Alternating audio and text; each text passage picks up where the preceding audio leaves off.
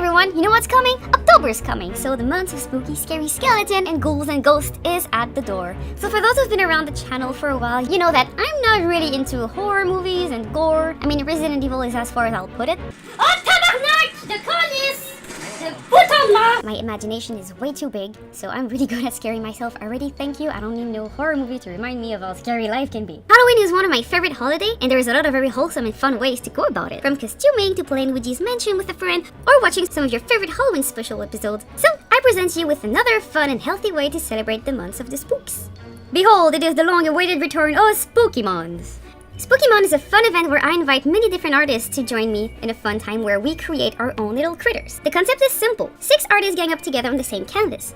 Then, a set of random wheels is used to choose 2 types and 3 words. We then set up a 5-minute timer for reference and research because reference is what? Fundamental! Then when this is done, the 6 artists have 15 minutes to draw and create the monster. This is all done live, and we really appreciate all your actions and comments and weird commentaries that we're gonna read while we do that.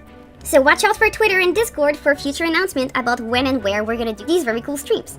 So thank you for always being part of this gorgeous channel, and I'll see you again in the next video. Bye bye!